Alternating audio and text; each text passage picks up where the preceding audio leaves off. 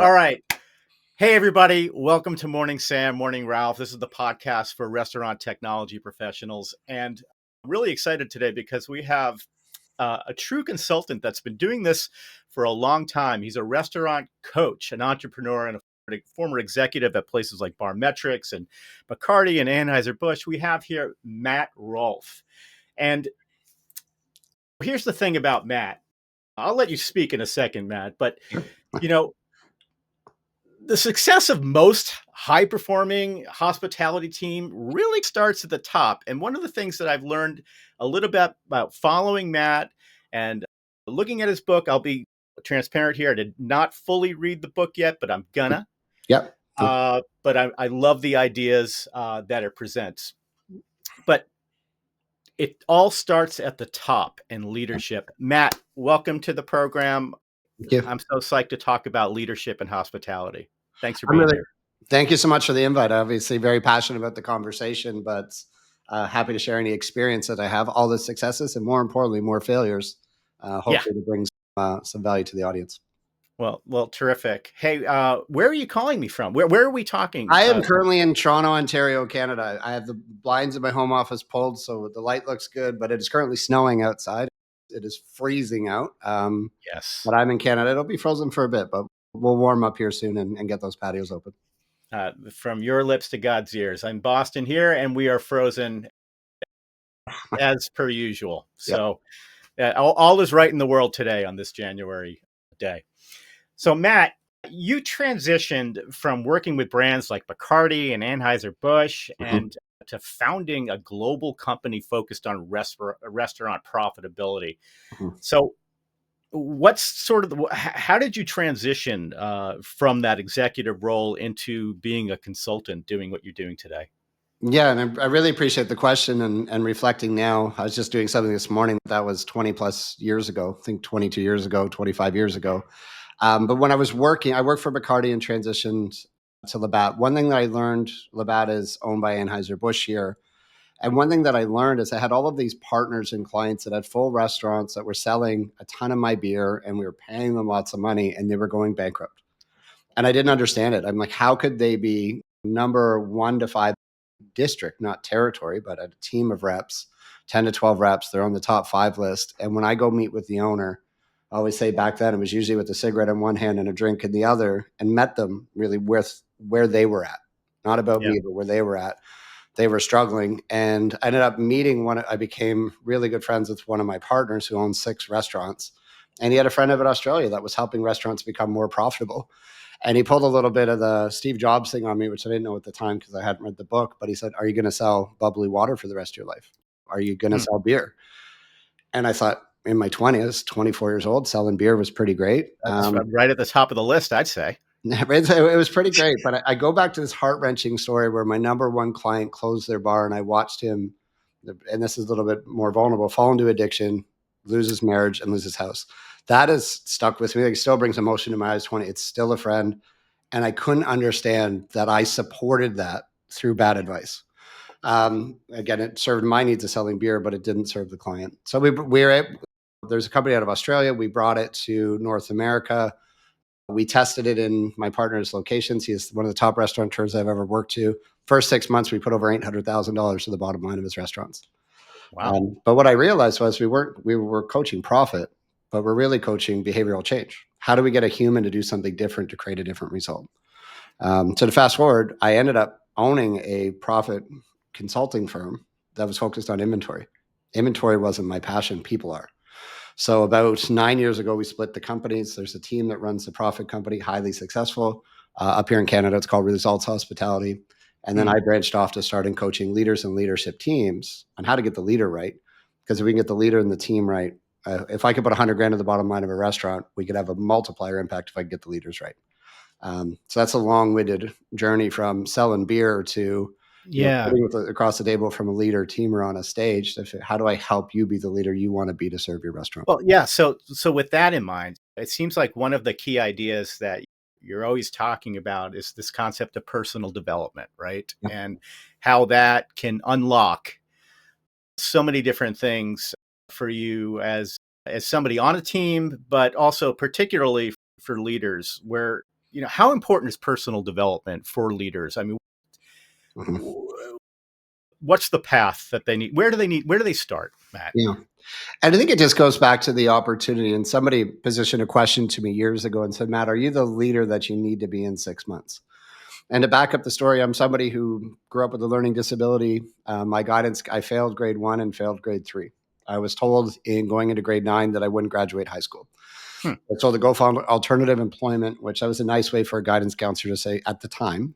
And I've had a lot of friends who took that path, but to go find a trade job. They Yeah. actually wanted me to go work for a roofing company.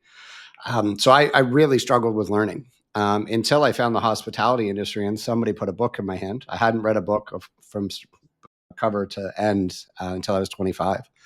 But what I realized is all high performing leaders, as I've studied it for 15 years, all the top performing leaders we see on our social feeds and we admire, or we read their books, or we watch their YouTube content, all of them have an extreme commitment to their own personal development. And it depends. It's unique to what everybody looks like. But when we're learning and growing, we're inspiring ourselves and those around us.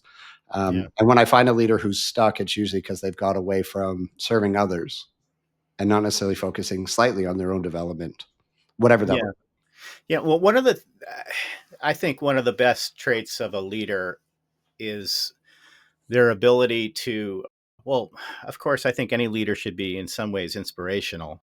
You should look to that person as someone that inspires you to do better, to improve. But I think what I found working with many smart people across my career, it's the way that they delegate. like. Mhm. Um, the there there's kind of like a right way to delegate and a wrong way to delegate, and it's probably different for everybody. Yep. Um, but delegation and leadership, can you talk a little bit about that and how re- and put it in the context of restaurants? Sure. Absolutely. We can put it in whether you're selling to the industry directly or you're running a restaurant. So this is what I see it. And often we talk about let's learn how to delegate. I think what we need to do is take a step back and realize why do we behave the way that we do? So one of my biggest challenges when I was running Barmetrics or Results Hospitality was I would hold on to things because I didn't want anybody to fail. Hmm. And my energy is high now. You can imagine me at 27 years old. I was either jumping up on a table, motivating people, or to be honest, I was jumping up on a table, holding on to stuff, giving people crap for what they didn't do. And that was just my, at the time, no, I'm not projecting this to anybody else. That was my immaturity as a leader because I didn't know how to delegate. But it Right. was about me. I got my needs met by fixing fires. I got my needs met by being needed inside the equation to not delegate. So, although I didn't consciously know that I did it, when I worked with my coach, not to get into it today, but there's a dependent and codependent relationship. Hmm. It's not just about delegating. We have to, when you're not letting go, you're getting your own needs met in a certain way. Without you are, whatever that looks like for you. But as leaders, the biggest thing I work on, whether it's a supervisor moving to AGM, GM, or a sales rep moving into a district manager role, at a certain point in your career to advance, you need to let go and inspire and trust in others. That's usually less about them and more about you getting safe. Or how do you create a relationship where you don't feel exposed, but you're also supporting their results and their development. So it's a big conversation, but we have to talk Yeah. about just do different. But there's some childhood stuff, there's school experiences, there's how our parents raised us that all lead to how we delegate as leaders. But we all want to read the book on delegating. We don't need to get deep. We don't need to go to into therapy in this, but we've Yeah. got to understand what's motivating your current behavior. And then we've got to anchor it to where do you want to be and how do we change? Interesting. So, That's a lot. as a coach, you really are kind of like the psychiatrist. They're not psychiatrists so much as a psychologist. Sure. So, there's a tremendous amount of psychology that's going into this.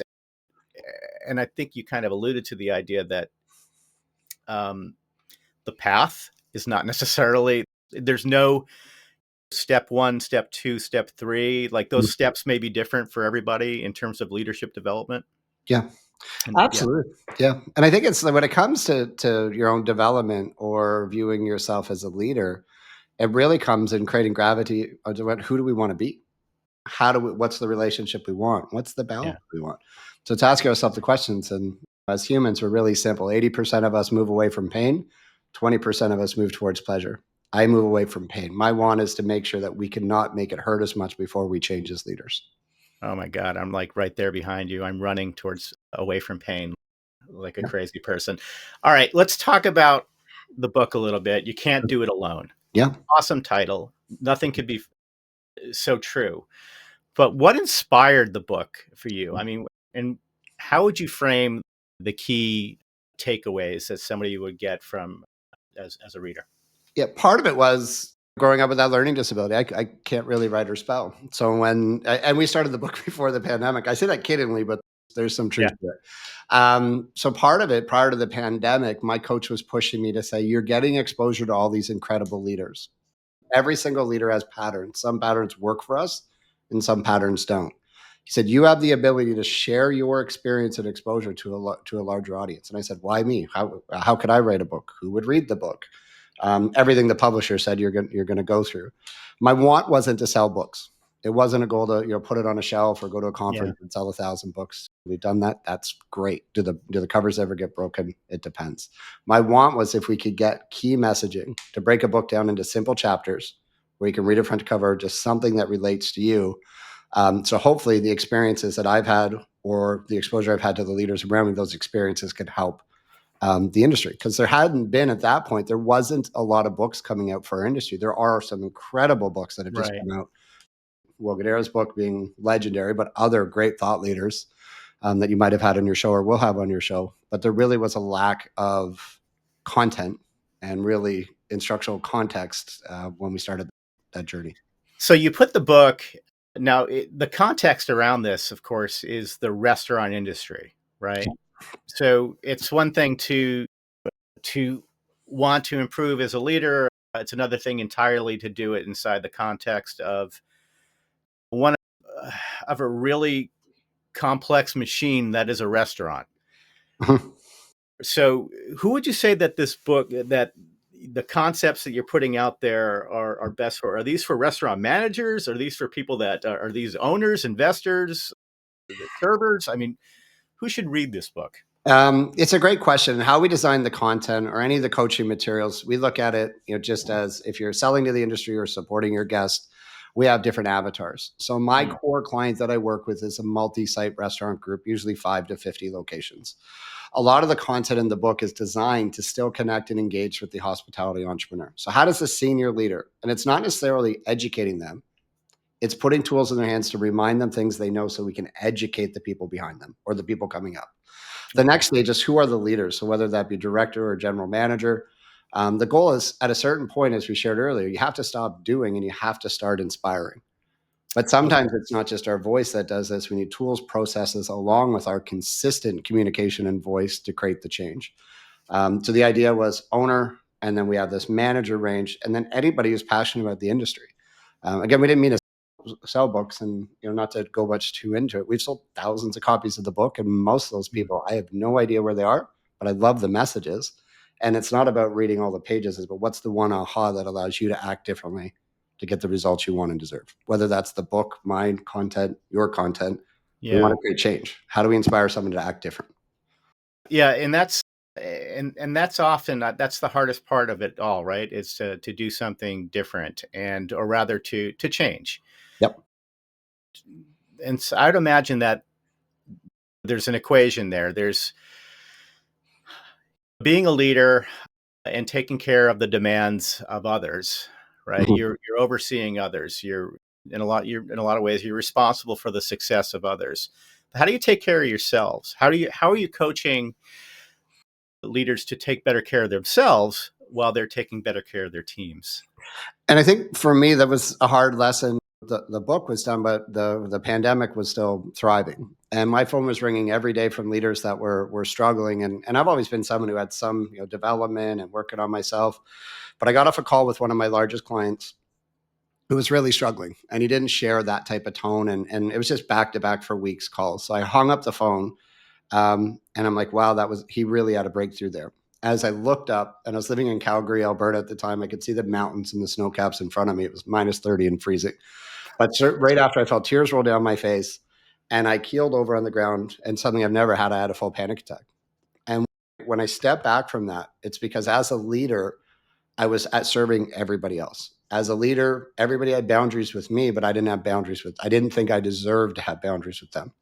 Hmm. A part of the evolution in that moment was I realized personally and watched all the leaders around me, if we don't fill our own tanks, we can end up empty. We can have great performing. I know restaurant groups that are profitable where the culture is collapsing. Oh, So it's not scalable or sustainable as a business model. But I also have people where they're really happy in their roles because they are taking moments. And we don't need dozens of hours a week to take care of ourselves and our development. But if we can't put ourselves first, we number one, we're going to end up empty. Number two, the people that look up to us will mirror and model us. And when hmm. they say us, it's all about the work and the result. We end up producing twins of us inside our organizations that also aren't filling their own tanks. Yeah, yeah, exactly. As a matter of fact, I feel like the granddaddy of that problem right now in the world that we live in is probably a company like Amazon, right? Where there's a tremendous amount of pressure that comes from the top and just whittles its way down to every single employee, and it can be a very rewarding, but at the same time strenuous and Yeah. toxic. I guess at the end of the day, if it's just overbearing. And So I think there's a great lesson there before we go on the Amazon story. yeah, I'm not an expert on it, but and again, they've got some challenges. But one thing, when you really read into their job ads and their hiring strategy, they tell you now how hard it's going to be to work there. It's yeah, not like and the challenge in the restaurant industry, whether it's supplier or operators, we say, we do job ad reviews for our clients, great place to work, lots of fun, great culture.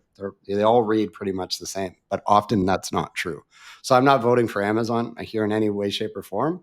One thing I do appreciate in the last couple of years, at least in my limited exposure to the work we've done with them, is they are being a little bit more honest. And it's going to be brutal, but you're going to have skill set to go sell to somebody else when you're done with us. yeah. I mean, so from my perspective, I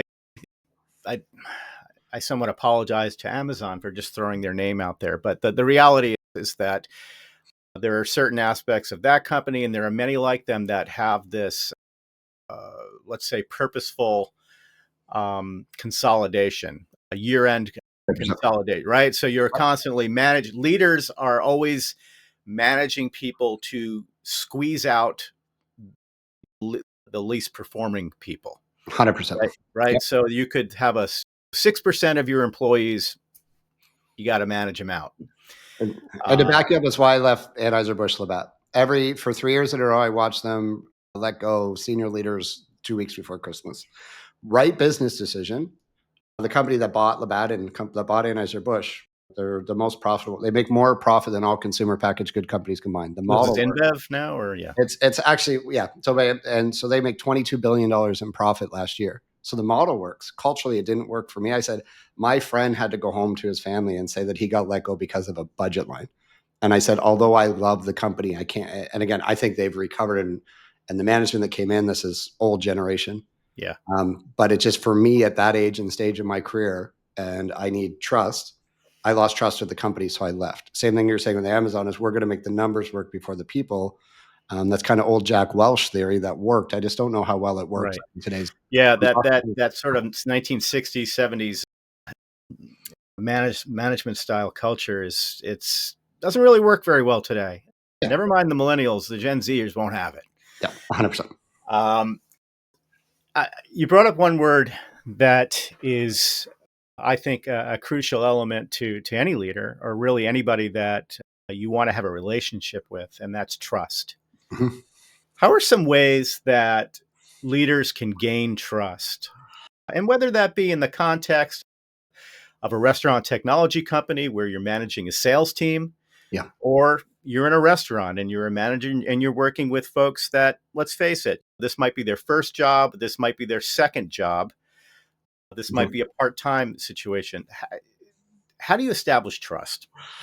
It's a great question. I actually, in my own I spent about a quarter of my year in my own development. I went to a course, 17 days. It was like 80 hours. And the foundation of it was trust. But below trust is our human need to feel safe. Yeah, And what I learned through that program is, although we understand at the top line the need for trust and safety, it's the absolute necessity for our people. So I think the first step is to understand its importance. To not see it through our lens, because what you want as a leader isn't necessarily the age and stage of your sales team. So what do they want and need? My experience, how we earn trust is real, not perfect. Vulnerability, we've been coaching on vulnerability-based leadership for years. And I can't tell you how many people 5 years ago said, no, not a chance. I'll let you do that work, Matt. Where now the phone rings from the same client, say, can you come and do the talk at this year's conference on vulnerability? Love We it. need to be real. If we want to build trust, we need to be real. We need to slow down and create connection with our people. So Yeah. we do hundreds of discovery calls with leaders, and what they ask for most is time with whoever, whether that's AGM to GM or GM to regional or regional to VP, moments in time not talking about the operation. And then how you build trust. There's a lot of neuroscience out there. I'm not an expert in any way, that we cannot create sustainable change by giving people crap for what they're not doing. Does not work. We can create a spike, but if we want to create sustainable behavioral change, we need to recognize people for the small things they do in the direction of the behavior we want. So to get that consistency, Yeah. consistency, I guess, is absolutely key there, right? Where, Mhm. um, I'm sorry, I might have cut off a little bit of your No, last no, thought. no, that's Okay. right. Well, all right. Then shifting gears there, we gain trust. We do that through various aspects of vulnerability and having more personalized conversations that are not necessarily about the business. Mhm. And we try to be more consistent in our actions and the way that, the way it all feels like it kind of comes back to the golden rule on Sure. so many levels, right? Treat others the way that you would like to be treated, Yeah. ultimately. But Matt, describe for me, let's go to the other direction now and let's talk about the pitfalls.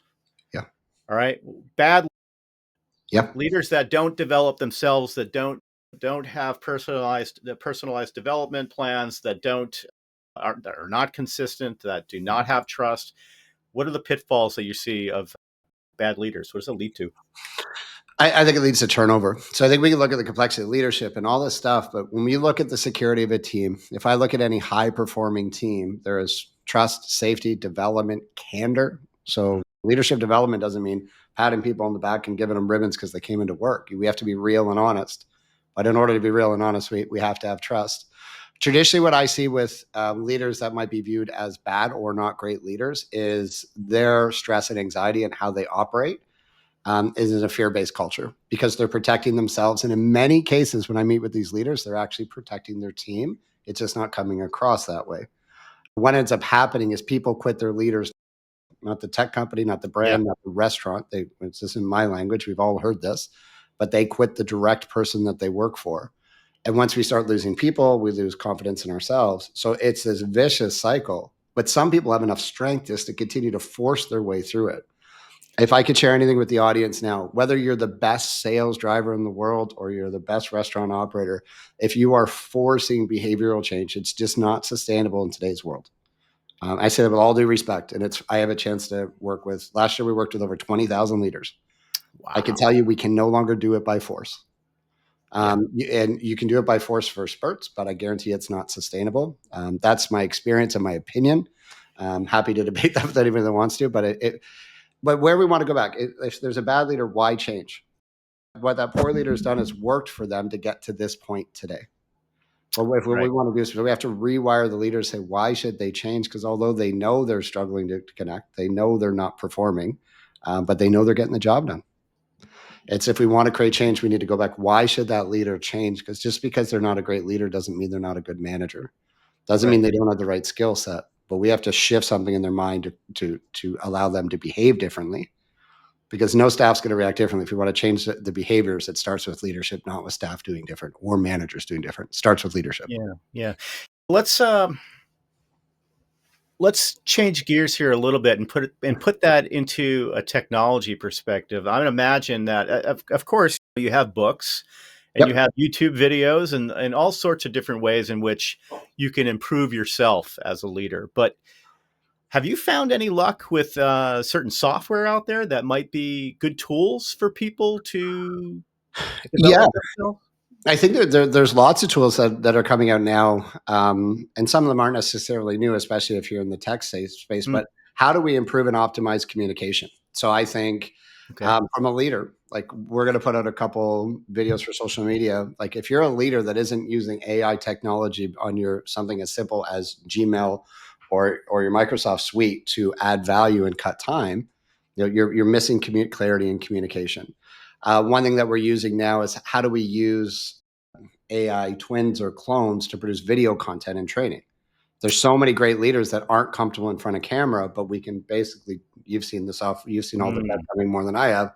I have an app on my phone for a couple $100 that I've got an AI version of me that I put a script in and can put a video that looks exactly like this. And I know Microsoft has better options, but this is how Yeah. common these tools are. But I think the tool is, how does technology support the relationship? So there's an opportunity for us to communicate better. Or what could the compound impact be if you embrace technology to find yourself, whether you sell tech or optimize tech or in the restaurant industry? What would the impact be if you could find yourself 2 or 3 hours a week? If you found 3 hours a week to be more productive and put that into developing your sales team or restaurant team, that's 3 work weeks a year. It's compound impact like compound interest. It is a multiplying effect if we refocus the time. So many leaders are doing things that aren't moving us in the direction of our goals, myself included. How do we optimize time to do what we do best, which is develop and support our people? I love it. The words of wisdom. Matt, we're right now. We're at the part of the program where I get to ask you to debunk a myth, Sure. to bust a myth, to correct a misconception out there. Mm-hmm. I like to call this segment "Hate to Tell You, But." Yeah. So, Matt, if you had a "hate to tell you, but" moment around leadership, Yeah. what would that "hate to tell you, but" be? I think to keep it on theme with what we discussed here today, and I love the organic kind of flow of what we just covered, but in order to take care of others, you must first take care of yourself. You cannot show up charging through the door of your office. You cannot show up working the 8-hour work weeks if you're not taking care of yourself. And I know that we know this. And I'm not telling you to go to the gym 6 days a week. I'm not telling you to eat carnivore diet. I'm not telling you to do all these things that you can do. But if there isn't a conscious effort and focus, because I often work with leaders at the debunk that they're at the end of their legacy. So they're selling their companies or they're retiring. And the one thing is that their business has their operation, whether it's sales, a tech company, a sales team, a beverage team, or a restaurant team, it's engulfed their life. So when they start to go back to empty nest or the partner that they no longer know, our work is meant to serve our life. If we put everything into work, and I work really hard, but how do you show me your calendar and I'll show you what your value. If you don't have gym or self-care or time in there, I can promise you it'll catch up to you over time. Even though I you're got Jim. I got Jim, baby. that's a huge thing. Like simple things in the calendar.